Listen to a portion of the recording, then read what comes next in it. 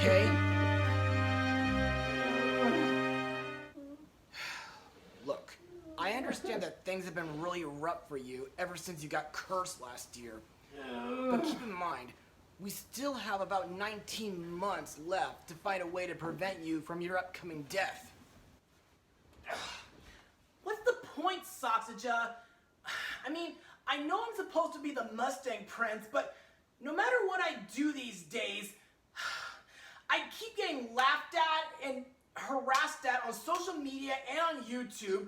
I upset my friends and family, and what's worse, I get my DeviantArt account terminated permanently. There is no bright side.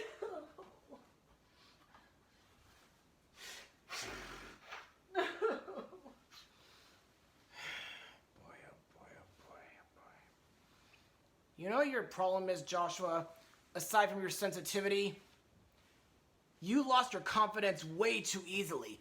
Just like when you got struck back in 2014. What? How do you know all about that? You weren't there back then. Isn't it obvious? Master Stephen told me all about it after I was born. And another thing, Joshua, no matter what those jerks on Facebook or on YouTube say to you, just push them aside and move on. And I'm really proud that you're still supporting Disney, along with several special and unique actors like Halle Bailey, Rachel Ziegler, Ariana Grande, and Cynthia Erivo. Thanks, Soxaja. Computer, what's up? Well, my sensors have indicated a request from your friends and family at Musical Theatre Village wanting you to blog a movie musical adaptation of Charles Dickens' Oliver Twist. Really? Well, I haven't talked about that story since 2015, so I guess I should give it a go. Cue the logo.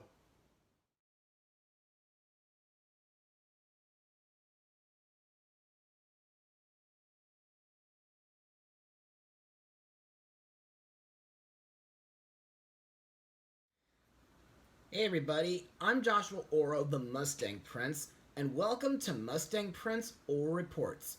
So, today, I'd like to talk about a classic story that I haven't talked about since 2015, Oliver Twist. Written and published in 1838 by Charles Dickens, this book tells the story of a little orphan boy who, after being raised in a workhouse, escapes to London where he meets a gang of juvenile pickpockets and discovers the secret of his parentage and reconnects with his remaining family.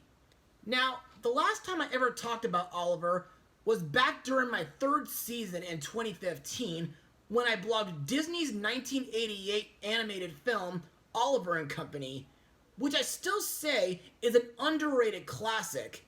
However, I still do not forgive YouTube for putting a false copyright claim on my video.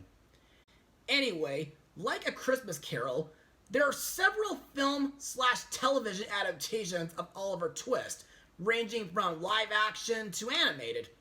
A few examples that I know about being an American animated musical by Warner Brothers from 1974, an Australian animated version by Burbank from 1982, there was a Mexican animated version from 1987, there was a live-action TV special released by Disney in 1997, a British TV special released by CBS in 1982, along with a live-action drama released by Pathé in 2005, and the recent Disney Plus Artful Dodgers series from 2023.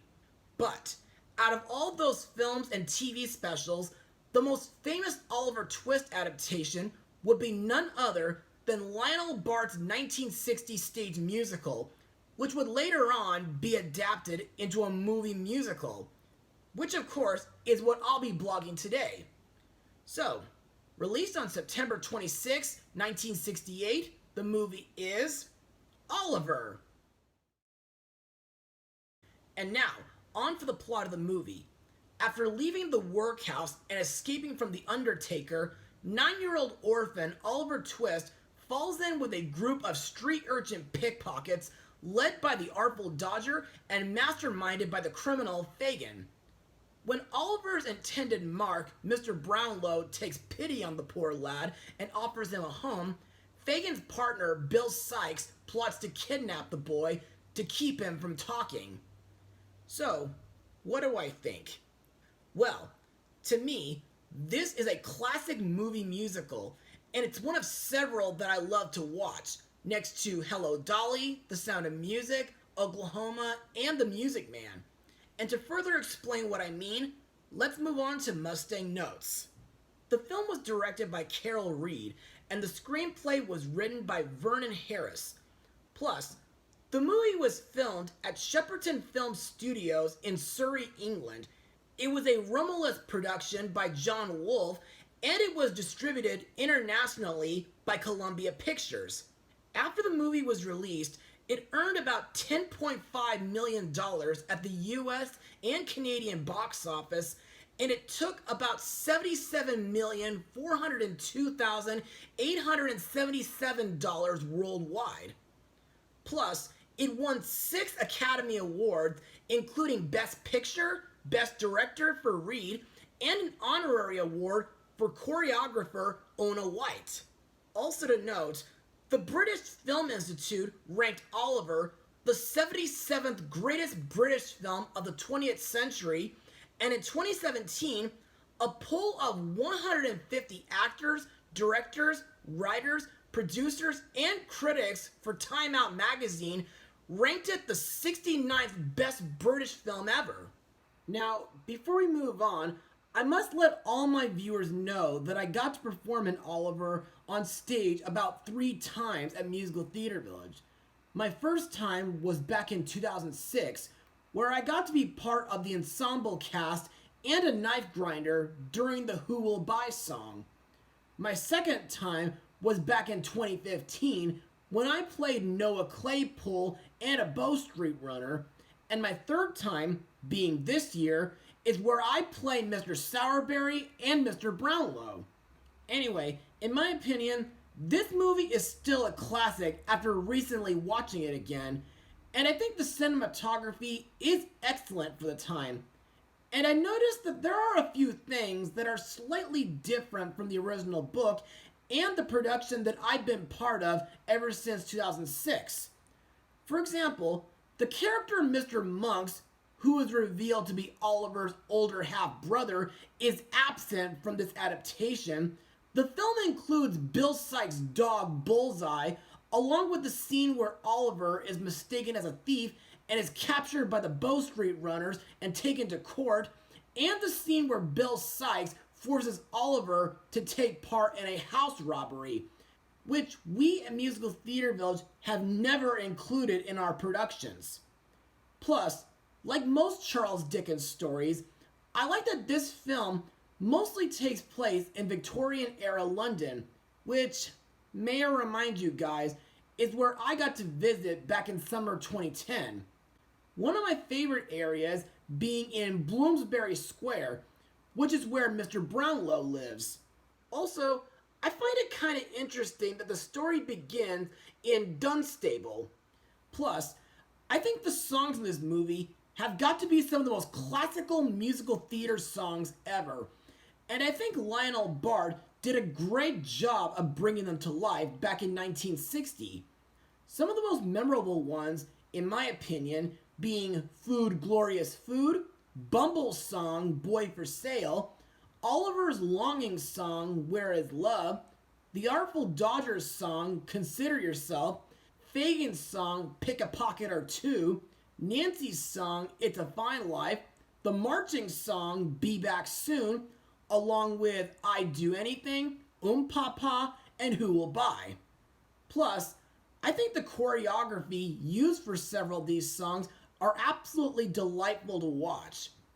Unfortunately, I know a couple of songs from the show that aren't featured in this movie, like I Shall Scream, That's Your Funeral, which is my song as Mr. Sourberry, and the villain song My Name. Anyway, now that we're done with Mustang notes, let's talk about the film's cast. The title character, Oliver Twist, is played by a young Mark Lester.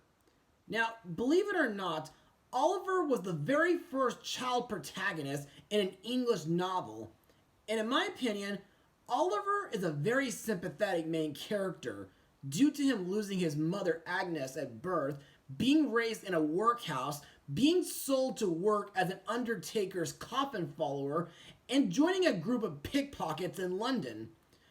Plus, to me, Oliver is also a brave, bright, and helpful young boy, and I like that he ended up finding a living relative to live with. Next is Mr. Bumble, played by Harry Secombe. Bumble is the cruel and self-important beadle who oversees the workhouse. He's usually described as a fat man and a choleric, and while he preaches Christian principles, he himself fails to live up to these lofty ideals by behaving without compassion or mercy towards the paupers under his charge. Next we come to my favorite character in the story, Jack Dawkins, better known among his more intimate friends as the Artful Dodger, played by Jack Wilde. This character is a pickpocket whose nickname refers to his skill and cunning in that occupation. In my opinion, the Artful Dodger is a really fun character due to him being Oliver's closest friend, as well as a person who engages in skillful deception, and he considers himself as a victim of society. Plus, while it is sad that he went through alcoholism and he died from oral cancer, I think Jack's acting as the Artful Dodger is excellent, so much so that he was nominated for Best Supporting Actor at the time. Also to note, during the holiday season at Musical Theater Village, the Artful Dodger serves as the narrator for their annual productions of A Christmas with Scrooge.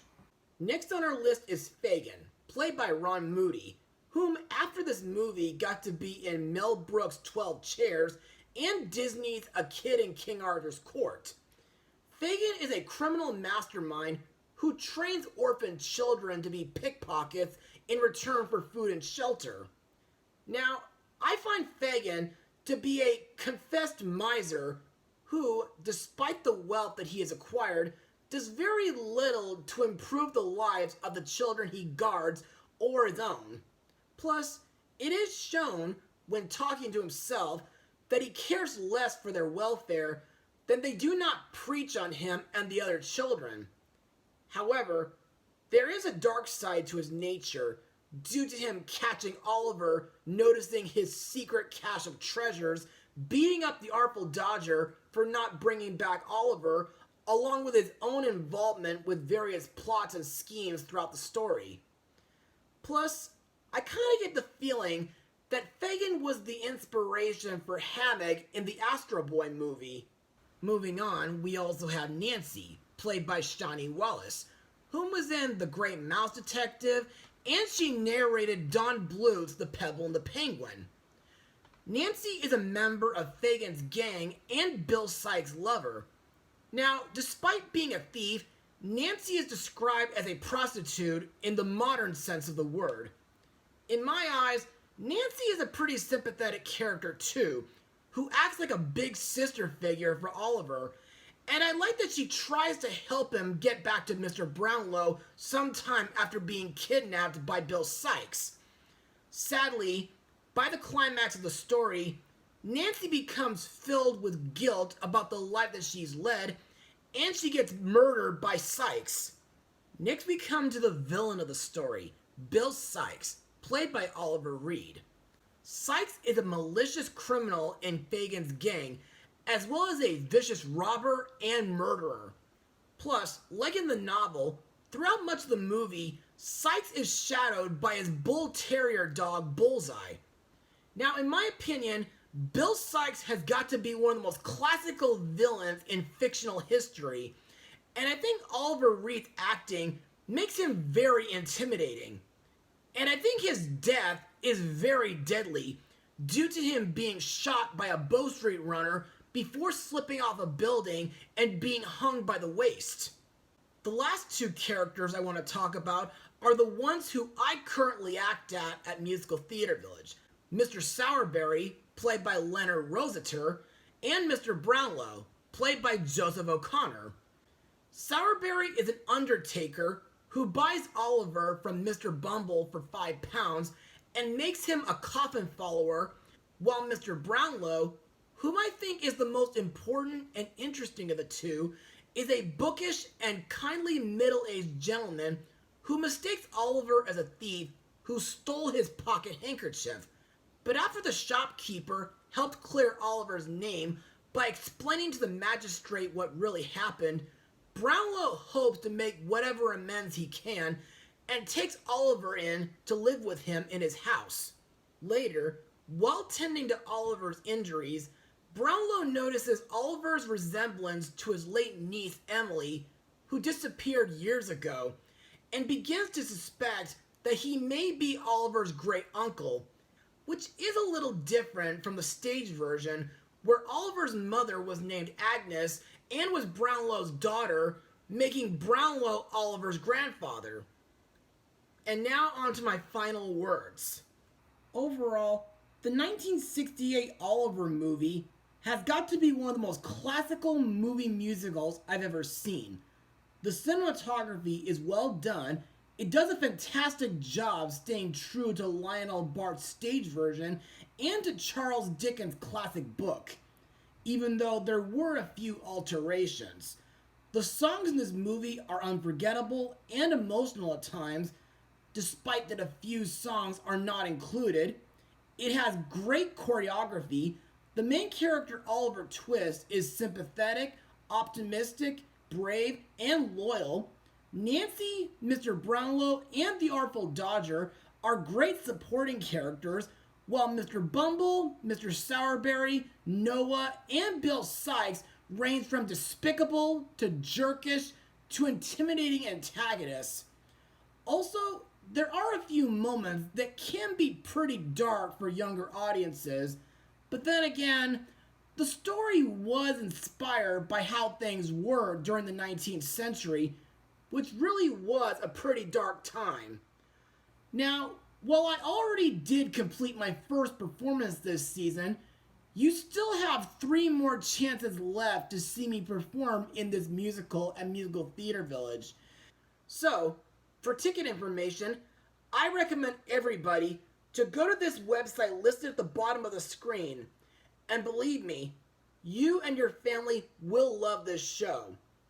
Anyway, I give Oliver a full 100% rating. Well, that's all for now, everybody. Be sure to join me for my next blog, where we meet a singing unicorn. Mustang Power.